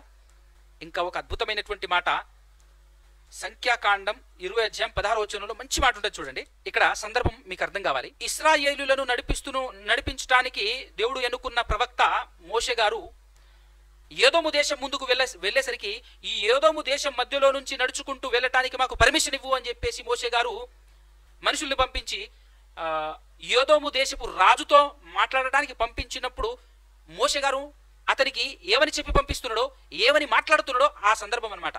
అర్థం కావడం కోసం చెప్తున్నాను. 20వ అధ్యాయం 16వ వచనం. మేము యెహోవాకు మొరపెట్టగా, ఒకసారి 15 నుంచి చూద్దాం. మా పితరులు ఐగుప్తునకు వెళ్ళిరి, మేము చాలా దినములు ఐగుప్తులో నివసించితిమి, ఐగుప్తులు మమ్మను మా పితరులను శ్రమ పెట్టిరి, ఇది మీకు అందరికీ తెలుసు, మీకు తెలుసు అని చెప్పేసి ఎవరితో మాట్లాడుతున్నాడు అంటే ఏదోము దేశంలో ఉన్నటువంటి ఏదోము రాజుతో మాట్లాడుతున్నాడు. కాబట్టి మేము అక్కడ ఉన్నప్పుడు మేము యెహోవాకు మొరపెట్టగా ఆయన మా మొరను విని దూతను పంపి ఐగుప్తులో నుండి మమ్మను రప్పించెను. దూతను పంపి రప్పించెను ఐగుప్తులో నుండి. ఇదిగో మేము నీ పొలిమెరల చివర కాదేశు పట్టణములో ఉన్నాము, మమ్మను నీ దేశములో దాటిపోనిమ్ము అని చెప్పేసి పర్మిషన్ అడగటానికి. కానీ ఇక్కడ ఏం చెప్తున్నాడు? దేవుడు తన దూతను పంపించి తన దూత చేత ఇశ్రాయేలులందరినీ ఐగుప్తులో నుంచి రప్పించాడు అనే విషయం ఇక్కడ మనకు బోధపడుతుంది. జాగ్రత్త చూడండి. ఎవరు తీసుకొచ్చారు అని అంటే దేవుడే తీసుకొచ్చారు, కానీ ఎలా? డైరెక్ట్గా కాదు. దూతను పంపి దూత చేత దూత ద్వారా ఇశ్రాయేలులను ఐగుప్తులో నుంచి విడిపించుకొని తీసుకొచ్చాడనే విషయం మనకి ఇక్కడ అర్థమవుతా ఉంది చూడండి. దాంతోపాటు ఇదే సంఖ్యాకాండము 22వ అధ్యాయం 22 నుంచి చూద్దాం. అతడు వెళ్ళుచుండగా దేవుని కోపము రగులుకొనెను. యెహోవా దూత అతనికి విరోధి అయి త్రోవలో నిలిచెను. అతడు తన గాడిదనెక్కిపోవుచుండగా అతని పనివారు ఇద్దరు అతనితో కూడా ఉండిరి. యెహోవా దూత ఖడ్గము దూసి చేత పట్టుకుని త్రోవలో నిలిచి ఉండుట ఆ గాడిద చూచెను గనుక అది త్రోవను విడిచి పొలములోనికి వెళ్ళెను. బిలాము గాడిదను దారికి మలుపవలెనని దాని కొట్టగా యెహోవా దూత ఇరు ప్రక్కలను గోడలు గల ద్రాక్ష తోటల సందులో నిలిచెను. గాడిద యెహోవా దూతను చూచి గోడ మీద పడి బిలాము కాలును గోడకు అదిమెను గనుక అతడు దాని మరలా కొట్టెను. యెహోవా దూత ముందు వెళ్ళుచూ కుడి వైపున ఎడమ వైపునను కుడికైనను ఎడమకైనను తిరుగుటకు దారి లేని ఇరుకు చోటును నిలువగా గాడిద యెహోవా దూతను చూచి బిలాముతో కూడా క్రింద కూలబడెను గనుక బిలాము కోపము మండి తన చేతి కర్రతో గాడిదను కొట్టెను. చూసారా? అంటే ఈ సందర్భంలో మనకు తెలుసు, బిలాము వేరేది ఊహించుకొని ఆశపడి వెళుతుంటే ఎదురుపడి కంట్రోల్ చేసిన దేవుని దూత యెహోవా దూత ప్రత్యక్షమై ఎలా కంట్రోల్ చేస్తుందో మనం ఇక్కడ గమనించాలి. అడ్డుపడుతుంది దేవుని దూత చేసేటటువంటి కార్యాలు మనం గమనిస్తూ ఉండాలన్నమాట. దాంతోపాటు న్యాయాధిపతుల గ్రంథంలో కొన్ని వచనాలు చూద్దాం. న్యాయాధిపతుల గ్రంథం 2వ అధ్యాయము 1 నుంచి. యెహోవా దూత గిల్గాలు నుండి బయలుదేరి బోకీమునకు వచ్చి ఇలాగు సెలవిచ్చెను. నేను మిమ్మును ఐగుప్తులో నుండి రప్పించి మీ పితరులకు ప్రమాణము చేసిన దేశమునకు మిమ్మును చేర్చి నీతో చేసిన నిబంధన నెన్నడును మీరను. మీరు ఈ దేశ నివాసులతో నిబంధన చేసుకొనకూడదు, వారి బలిపీఠములను విరగొట్టవలెనని ఆజ్ఞ ఇచ్చి తిరిగాని మీరు నా మాటలు వినలేదు. మీరు చేసిన పని ఎట్టిది? కావున నేను మీ ఎదుట నుండి ఈ దేశ నివాసులను వెళ్ళగొట్టను. వారు మీ ప్రక్కలకు శూలములుగానుందురు, వారి దేవతలు మీకు ఉరిగానుందురు అని చెప్పుచున్నాను. యెహోవా దూత ఇశ్రాయేలులందరితో ఈ మాటలు చెప్పగా, చాలా క్లారిటీగా ఉందండి ఇక్కడైతే. యెహోవా దూత మాట్లాడుతూ నేను వెళ్ళగొట్టాలని దేవుడు ఎవరికి పర్మిషన్ ఇచ్చాడు? అక్కడ ఉన్నటువంటి ప్రజలందరినీ వెళ్ళగొట్టడానికి దేవుడు మీకు ముందుగా నా దూతను పంపిస్తున్నానని దేవుడు ఇంతకుముందు చెప్పాడు కదా. ఆ దూత మాట్లాడుతుంది, ఇదిగో ఐగుప్తులో నుంచి మిమ్మల్ని రప్పించింది నేనే, ఇక్కడ ఉన్నటువంటి ప్రజలందరినీ వెళ్ళగొడతానని చెప్పాను, కానీ మీరు తప్పు చేశారు, ఇప్పుడు నేను వెళ్ళగొట్టను అని అంటుంది దేవదూత మాట్లాడుతుండే ఇక్కడ. ఎంత క్లారిటీ ఉంది ఈ మాటలు.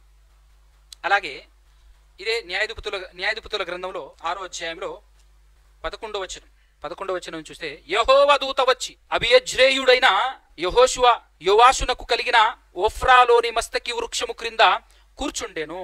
యోవాషు కుమారుడైన గిద్యోను మిద్యానీయులకు మరుగై ఉండునట్లుగా గానుగా చాటున గోధుమలను దుల్లగొట్టుచుండగా 12వ వచనం, యెహోవా దూత అతనికి కనబడి, ఎవరు కనబడ్డారటండి? యెహోవా దూత అతనికి గిద్యోను గారికి కనబడి, పరాక్రము గల బలాఢ్యుడా, యెహోవా నీకు తోడై ఉన్నాడని అతనితో అనగా, అంటే ఒక వ్యక్తిని బలపరచడానికి, ఒక కార్యం జరిపించడానికి ప్రతి పనిలో యెహోవా దూత. అలాగే మానోహ గారి భార్య దగ్గరకు కూడా ఒకసారి యెహోవా దూత వెళ్ళటం, అంటే సంసోను గారి పుట్టుక గురించి చెప్పడానికి, యేసుక్రీస్తు పుట్టుక గురించి చెప్పడానికి వెళ్ళిన ఒక దూత మనకు తెలుసు. ఇక్కడ సంసోను గారి పుట్టుక గురించి చెప్పడానికి దూత గురించి ఒక్కసారి మనం ఆలోచన చేద్దాం. 13వ అధ్యాయము న్యాయాధిపతుల గ్రంథం 13వ అధ్యాయం 3వ వచనంలో చూసినట్లయితే, యెహోవా దూత ఆ స్త్రీకి ప్రత్యక్షమై, ఇదిగో నీవు గొడ్రాలవు, నీకు కానుపు లేకపోయాను, అయితే నీవు గర్భవతి అయి కుమారుని కందువు, కాబట్టి నీవు జాగ్రత్తగా ఉండి ద్రాక్షరసమైన మద్యమేగాను త్రాగకు అని చెప్పేసి మాట్లాడుతున్నాడు. అయితే ఆ స్త్రీ తన భర్త దగ్గరికి వెళ్ళి ఏం చెప్తుందో తెలుసా? 6వ వచనం చూసినట్లయితే, ఆ స్త్రీ తన పెనిమిటి యొద్దకు వచ్చి, దైవజనుడొకడు నా యొద్దకు వచ్చెను. దేవదూతను ఏమని పిలువబడుతుంది? దేవదూత, దైవజనుడు అని కూడా పిలువబడుతున్నాడు దేవుని దూత.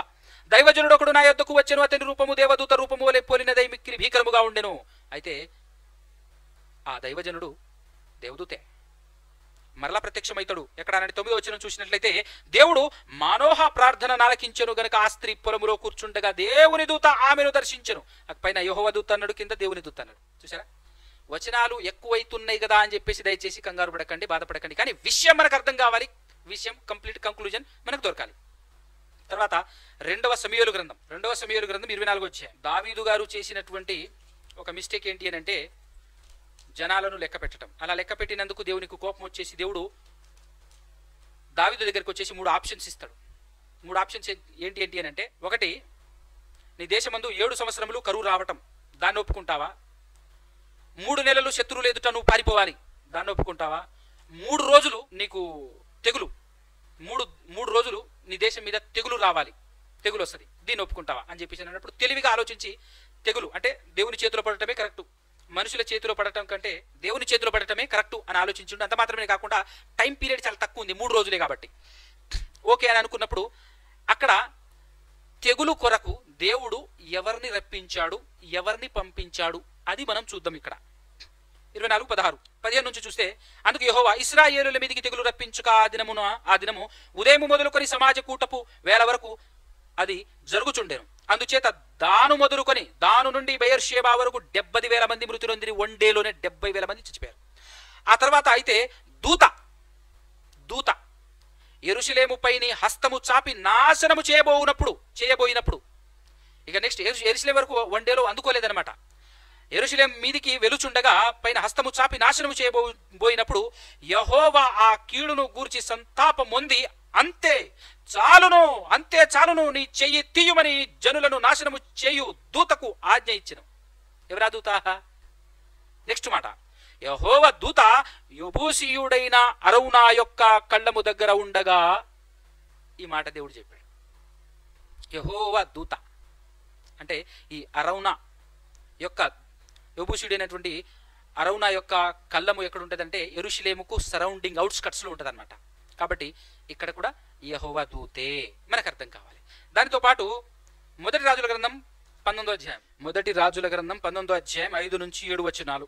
అతడు బదిరీ వృక్షము క్రింద పరుండి నిద్రించుచుండగా ఏలియా గారు ఒక దేవదూత వచ్చి అతన్ని ముట్టి నీవు లేచి భోజనము చేయుమని చెప్పెను. అతడు చూచినంతలో అతని తల దగ్గర నిప్పుల మీద కాల్చబడిన అప్పమును నీళ్ల బుడ్డియు కనబడెను. గనుక అతడు భోజనము చేసి తిరిగి పరుండెను. అయితే యెహోవా దూత రెండవ మారు వచ్చి అతన్ని ముట్టి, అంటే ఆ దూత ఎవరు? యెహోవా దూత. అయితే యెహోవా దూత రెండవ మారు వచ్చి అతన్ని ముట్టి, నీ శక్తికి మించిన ప్రయాణము నీకు సిద్ధమై ఉన్నది, నీవు లేచి భోజనము చేయమని చెప్పినప్పుడు ఏలియాతో మాట్లాడుతుంది కూడా దేవదూత. బలపరచటానికి, సహాయం చేయటానికి, సమస్తం చేయటానికి దేవుడు ఎవరిని పంపిస్తున్నాడు? దేవదూతను పంపిస్తున్నట్టుగా మనం ఇక్కడ గమనిస్తా ఉన్నాం. తర్వాత 2వ రాజుల గ్రంథం 1:3 యెహోవా దూత తిష్బీయుడైన ఏలియాతో ఇలాగు సెలవిచ్చెను, నీవు లేచి షోమ్రోను రాజు పంపిన దూతలను ఎదుర్కొనబోయి ఇట్లనుము. ఇక్కడ సందర్భం ఏంటి అని అంటే, అహాబు గారి కుమారుడైనటువంటి అహజ్య గారు మేడ మీద నుంచి కింద పడి రోగి అవుతాడు. సావసిద్ధమైనప్పుడు దేవుని దగ్గరికి కాకుండా వేరే దేవతల దగ్గర, అంటే విగ్రహాలు, వేరే దేశస్తులేక దేవుళ్ళుగా పిలువబడుతున్నటువంటి వాళ్ళ దగ్గరికి వెళ్ళేసి, నేను బ్రతుకుతానా చస్తానా ఒకసారి వెళ్ళి విచారణ చేసి రండి అని చెప్పేసి తన దగ్గర ఉన్నటువంటి మనుషుల్ని పంపించినప్పుడు ఆ మనుషులకు ఎదుర్కొని నువ్వు వెళ్ళి చెప్పు, మంచం మీదనే లేవకుండా చచ్చిపోతామని చెప్పు అని చెప్పేసి దేవుని దూత వచ్చి, యెహోవా దూత వచ్చేసి ఏలియా దగ్గరికి వచ్చేసి ఆ ఇన్ఫర్మేషన్ అందిస్తుంది అనమాట. ఆ సందర్భంలో కూడా ఆ విషయం చెప్పడానికి కూడా దిగింది ఎవరు? దేవుని దూత లేదా యెహోవా దూత. ఇంకొక మాట ఫైనల్ గా చూసి మనం కంప్లీట్ చేసే ప్రయత్నం చేద్దాం. 2వ రాజుల గ్రంథం 19వ అధ్యాయము 35వ వచనం. ఈ సందర్భం మనకు బాగా తెలుసు.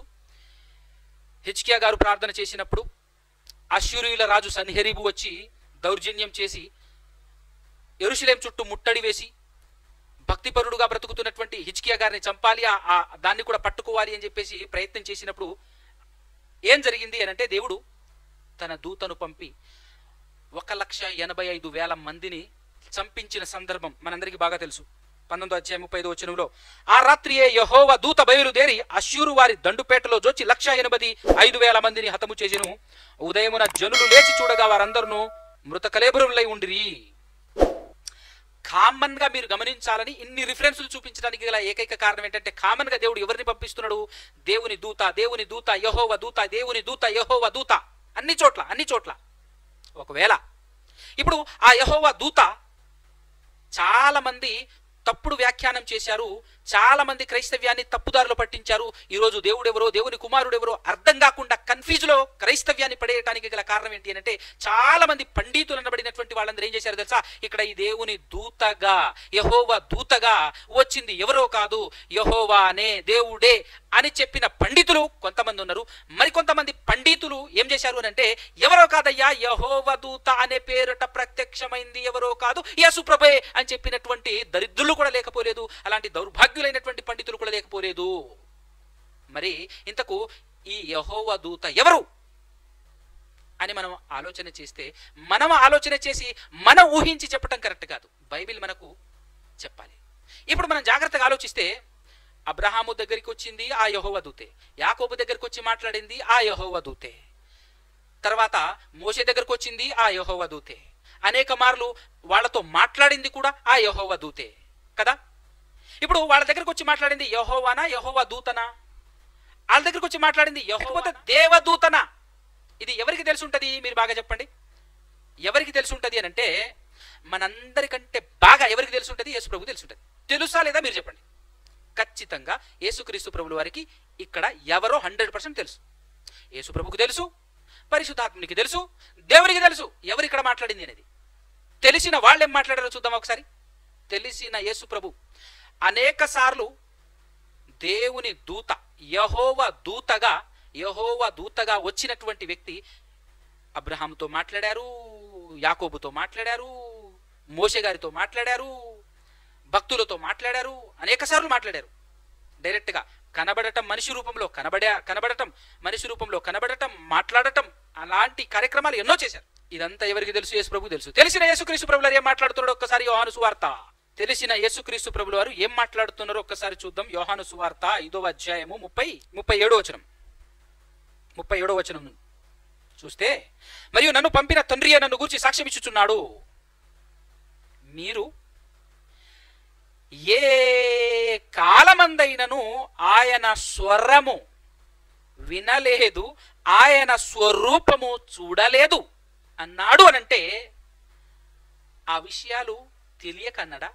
మరి ఈ కాలంలో ఉన్నటువంటి చాలా మంది అబద్ధ బోధకులు, అబద్ధపు పండితులు మాట్లాడినట్టుగా ఒకవేళ యెహోవా దూత పేరట యెహోవానే వచ్చి మాట్లాడితే ఈ మాట ఏమవ్వాలి?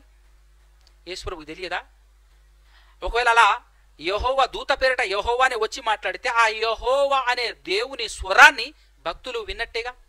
మరి ఆ భక్తులు యెహోవా స్వరాన్ని వింటే ఆ యెహోవా దేవుని స్వరాన్ని ఏ కాలమందైనను ఏ నరుడు వినలేదు, చూడలేదు ఆయన స్వరూపం అని ఇక్కడ యేసు ప్రభు మాట్లాడతాడా?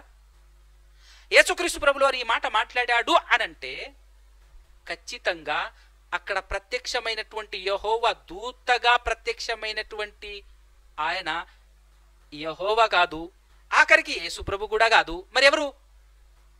దూతే, యెహోవా దూతే అన్న సంగతి మనకు క్లారిటీ అవ్వాలి. అంత మాత్రమే కాకుండా యేసుక్రీస్తు ప్రభువు వారు చనిపోయి తిరిగి లేచి వెళ్ళిపోయిన తర్వాత పరిశుద్ధాత్ముడు అపోస్తులను వాడుకొని అపోస్తుల ద్వారా పలికించినటువంటి మాటలు మనం చూసినట్లయితే మొదటి తిమోతికి రాసినటువంటి లెటర్ 6వ అధ్యాయము 16వ వచనం చూసినట్లయితే, సమీపింపరాని తేజస్సులో ఆయన మాత్రమే వసించుచు అమరత్వము గలవాడై ఉన్నాడు. మనుషులలో ఎవడును ఆయనను చూడలేదు, ఎవడును చూడనేరడు. ఆయనకు ఘనతయు శాశ్వతమైన ప్రభావమును కలిగి ఉండును గాక, ఆమేన్ అన్నాడు. అంటే చాలాసార్లు దేవుడిని మేము చూసేశాము అన్నట్టుగా ఎవరు మాట్లాడుతుంటారు? మానోహ గారు కూడా మనం న్యాయాధిపతుల గ్రంథంలో ఆ వచనాలని తర్వాత మీరు రాసుకుని అన్ని చదవండి. ఎందుకంటే అన్ని కంప్లీట్గా నేను చదివిస్తే టైం బాగా ఓవర్ అవుతుందని చెప్పేసి నేను చదివించలేదు. చూడండి, మోషే గారు కూడా దేవుని చూసినట్లు, ఆయనతో పాటు ఉన్నటువంటి 70 మంది పెద్దలు కూడా దేవుని చూసినట్టుగా అవన్నీ ఉంటుంది నిర్గమకాండంలోను. ఈ మొదట 5 ఖండాలు మనం చూసినట్లయితే దేవుణ్ణి చూసినట్టు ముఖాముఖి నేను చూసేశాను అని చెప్పేసి చూసి బ్రతికేశాను. చూస్తే ఎవడు బ్రతకడు, కానీ చూసి కూడా నేను బతికేశాను అనేటటువంటి ఫీలింగ్లో మాట్లాడుతుంటారు. దేవుని దూతను చూసి దేవుని చూశామనేంత ఫీలింగ్లో వాళ్ళు మాట్లాడుతుంటారు. దాన్ని చూసి మరోళ్ళు మోసపోయారు. అలాంటి వచనాలు చూసేసి మోసపోయారు. కానీ సర్వసత్యం వచ్చే నాటికి యేసుక్రీస్తు ప్రభులు వారు ఓపెన్ చేసేసాడు. యేసుక్రీస్తు ప్రభులు వారి తదనంతరం అపోస్తలులు అనగా పరిశుద్ధాత్మ పూర్ణులుగా మాట్లాడినటువంటి అపోస్తలులు కూడా ఓపెన్ చేసేశారు. దేవుణ్ణి ఏ నరుడు చూడలేదు, చూడలేరు అని చెప్పేశారు. అంత మాత్రమే కాకుండా దేవుని స్వరాన్ని ఏ నరుడు వినలేరు అని కూడా చెప్పేశారు. మరి పాత నిబంధనలో మాట్లాడింది ఎవరు అని అంటే దేవదూత. ధర్మశాస్త్రాన్ని ఇచ్చింది ఎవరు? దేవదూత కదా. అలాగే అబ్రహామును కనబడింది ఎవరు? దేవదూత. ఆ క్రమంలోనే ఆ దేవదూత కనబడి రొట్టెను ద్రాక్షరసమును ఇచ్చి మెల్కీసెదెకుగా అబ్రహాము గారికి కనబడి రొట్టె ద్రాక్షరసం ఇచ్చి ఆశీర్వదించి, అక్కడ మాత్రమే కాదు దేవదూత ఆశీర్వదిస్తారంటే చాలాసార్లు ఆశీర్వదించినట్టు. ఎందుకు ఆశీర్వదిస్తుంది అని అంటే దేవుడు పవర్ ఇచ్చి పంపించాడు, దేవుడు శక్తి ఇచ్చి పంపించాడు. తన నామము పెట్టబడిన దేవదూత. కాబట్టి మనం అంతా కంపేర్ చేసుకుంటే యాజకత్వాన్ని నిరంతరం యాజకత్వాన్ని చేసిన దేవదూత మనకు కనబడుతుంది ఇక్కడ. దేవునికి మనుషులకు మధ్యవర్తిగా చూద్దాం ఒక్కసారి. గలితీలకు రాసినటువంటి పత్రికలో ఒక మాట పౌలు గారు మాట్లాడుతూ ఉంటారు. గలితీ పత్రిక 3:19. అలాగైతే ధర్మశాస్త్రం ఎందుకు? ఎవనికి ఆ వాగ్దానము చేయబడినో ఆ సంతానము వచ్చు వరకు అది అతిక్రమములను బట్టి దానికి తర్వాత ఇవ్వబడినో అది మధ్యవర్తి చేత దేవదూతల ద్వారా నియమింపబడేను. మధ్యవర్తి చేత, మధ్యవర్తి అంటే ఎవరు? దేవదూతల చేత నియమింపబడేను అనేటటువంటి విషయాన్ని చెప్తున్నాడు. కాబట్టి ప్రియులారా, పాత నిబంధనలో అడ్డుగడుగున కనబడింది ఎవరు? దేవునికి ప్రతిగా, దేవుని తరఫున, దేవునికి ప్రతినిధిగా యాజకత్వం నడిపిస్తూ తన ప్రజలను పరిపాలిస్తూ మేలు విషయంలో, కీడు విషయంలో, అన్ని విషయాల్లో, అన్ని సందర్భాలలో నడిపిస్తూ, శిక్షిస్తూ, దండిస్తూ, తప్పుదిద్దుతూ, వాక్యం బోధిస్తూ, దేవుని దగ్గర నుంచి అనేక ఇన్ఫర్మేషన్లు తీసుకొచ్చేసి మనుషులకు ఇస్తూ ఇవన్నీ చేస్తున్నటువంటి దూత దేవుని దూత. ఆ పనులన్నీ చేస్తే ఏమంటారు ఆ దూతని? ఆ దూత చేస్తున్నటువంటి ఆ పనిని ఏమని పిలుస్తారు చెప్పండి? యాజకత్వం. యాజకత్వం. కాబట్టి ఇప్పుడు చెప్పండి, మెల్కీసెదెకు ఖచ్చితంగా ఎవరై ఉంటారు? దేవదూత. నిరంతరం యాజకత్వం చేసిన దూత. కానీ 100% యేసుక్రీస్తు కాదు. దూత వేరు, యేసుక్రీస్తు వేరు. ఆ దూత క్రమంలో యేసుక్రీస్తు ప్రభుల వారు యాజకుడు అయ్యాడు. యేసుక్రీస్తు ప్రభుల వారు యాజకుడు కావటానికి ప్రామాణికముగా నిలబడిన దూత. జాగ్రత్తగా వినండి ఒక మాట. యేసుక్రీస్తు ప్రభుల వారు యాజకుడు అవటానికి ప్రామాణికముగా నిలబడింది ఆ దూత. ఒకవేళ ఆ దూతే యేసుక్రీస్తు అనుకుంటే యేసుక్రీస్తు యాజకుడయ్యే అవకాశమే లేదు. యాజకుడయ్యే అవకాశం లేదు. ఇది మీకు అర్థమైతే అర్థం చేసుకోండి, అర్థమవుతుంది, ఆలోచిస్తే అర్థమవుతుంది. ఎందుకనంటే యేసుక్రీస్తు ప్రభుల వారు యాజకుడు అవ్వాలంటే తనకు ఒక ప్రామాణికం ఉండాలి. చాలామంది లేవీయులలో చాలామంది యాజకులు అవ్వాలంటే వాళ్ళకంటూ ఒక ప్రమాణం. ఎవరు? అహరోను గారు. అహరోను క్రమంలో మిగతా వాళ్ళందరూ యాజకులు అవుతున్నారు. అలాగే యేసుక్రీస్తు ప్రభుల వారు కూడా యాజకుడు అవ్వాలి అని అంటే ఒకటి, లేవి సంతానంలో పుట్టాలి. యేసుప్రభు పుట్టలే, యూదా గోత్రంలో పుట్టాడు. మరి లేవి గోత్రంలో పుడితే యాజకుడయ్యే అవకాశం ఉంటుంది. కానీ యూదా గోత్రంలో పుట్టినటువంటి ఈయన యాజకుడయ్యే అవకాశం ఎక్కడిది? యాజకుడు అవ్వాలి అని అంటే అవకాశమే లేదు, అవకాశము లేదు. కానీ దేవుడు ఒక ప్రామాణికాన్ని ఏర్పాటు చేశాడు. ఏ దూత అయితే నిరంతరం యాజకత్వం చేసిందో దేవుని ప్రజలకు మధ్య, దేవుని ప్రజలను నడిపించటం, విడిపించటం, దేవుని ప్రజలను ముందు వెనకాల ఉండి ప్రొటెక్షన్ చేయటం, దేవుని ప్రజలకు దేవుని మాటలను అందించటం, ప్రతి విషయంలో ముందు వెనకాల ఉండి యాజకత్వాన్ని నడిపిస్తూ రూలింగ్ చేసినటువంటి ఆ దేవదూత ఎలాగైతే నిరంతరం యాజకత్వం చేసిందో ఆ దూతకు దేవుని చేత నిర్మితమైందే తప్ప ఆ దూతకు తల్లి తండ్రి ఉండరండి. అందుకోసమే 7వ అధ్యాయం హెబ్రీయులకు రాసిన పత్రికలో చెప్పాడు, వంశావళి లేదు ఆ దూతకు, తండ్రి లేదు ఆ దూతకు, తల్లి లేదు ఆ దూతకు. ఆ దూతకు తల్లి ఉండదు, తండ్రి ఉండదు. ఎందుకు అనంటే చూడండి, బాగా ఒక ఎగ్జాంపుల్ చెప్తాను. మనం తయారు చేసే బొమ్మలు మనలానే ఉంటాయి, కానీ ఆ బొమ్మకు తల్లిదండ్రులు ఉంటారా? ఉండరు. ఎందుకు నేను బొమ్మ అని చెప్పానంటే మనం తయారు చేశాం. అలాగే దేవుడు తయారు చేసినటువంటి దూతలు దేవుని చేత నిర్మితమైనటువంటి దూతలే, కానీ దేవుడు వాటికి లేదా దేవదూతలకు తండ్రిగాడు. ఆ విషయం కూడా హెబ్రీలకు రాసినటువంటి పత్రికలో దేవుడు చెప్పేశాడు. హెబ్రీ పత్రిక ఒక్కటి చదువుకొని మనం పాట ముగించేసుకుందాం. 5వ వచనం, 1వ అధ్యాయం 5వ వచనం హెబ్రీ పత్రిక. ఎలా అనగా, నీవు నా కుమారుడవు, నేను నేడు నిన్ను కని ఉన్నాను అనియు, ఇదియుగాక నేను ఆయనకు తండ్రినై ఉందును, ఆయన నాకు కుమారుడై ఉండును. ఎవరి గురించి చెప్పాడు ఇదంతా? తన కుమారుడైన యేసుక్రీస్తు ప్రభువు గురించి చెప్పాడు. అయితే అనియు ఆ దూతలలో ఎవనితోనైనను ఎప్పుడైనను చెప్పినా, దేవుడు దూతలకు చెప్పడు మీరు నాకు కుమారులు, మీకు నేను తండ్రిని అని దూతలతో చెప్పాడు. దూతలు కుమారులు కారు. దూతలు ఎవరు? మరి ఈ దూతలు అని అంటే 14వ వచనంలో చెప్పాడు, వీరందరూ రక్షణయను స్వాస్థ్యము పొందబోవు వారికి పరిచారము చేయుటకై పంపబడిన సేవకులైన ఆత్మలు కారా? సేవకులు, యాజకులు. అర్థమైందండి? ఇదంతా ఈ రోజు వినటువంటి పాఠమంతా విన్న తర్వాత ఈ మెల్కీసెదెకు గారు ఎవరై ఉండవచ్చు? తల్లి ఉండకూడదు, తండ్రి ఉండకూడదు, వంశావళిలే ఉండకూడదు, ఉండనటువంటి వ్యక్తి ఎవరై ఉండొచ్చు అంటే 100% ఒకే ఒక ఆప్షన్, వేరే ఆప్షనే లేదు, దేవదూతలకు మాత్రమే అది వర్తిస్తుంది. కాబట్టి పాత నిబంధనలో యాజకత్వం చేస్తున్నట్టుగా కనబడిన దేవదూత ఎవరు?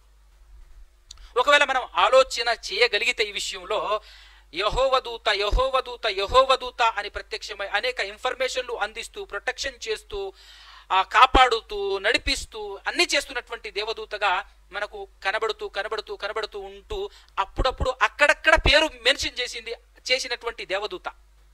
ఇప్పుడు మానోహ దగ్గరికి వెళ్ళేసి నీ కుమారుడు పుట్టబోతున్నాడని సంసోను గారి పుట్టుకను గురించి తెలిపిన దేవదూత అయితే, అదేవిధంగా పుట్టుకను తెలిపినటువంటి దేవదూత ఎవరు? ఇక్కడ కొత్త నిబంధనలు యేసుక్రీస్తు ప్రభువు వారి పుట్టుకను తెలిపిన దూత కానివ్వండి, బాప్తిస్మిచ్చు యోహాను గారి గురించి చెప్పినటువంటి దేవదూత కానివ్వండి, దానియేలు గారికి దర్శనాలు ఇస్తున్నటువంటి దేవదూత కానివ్వండి.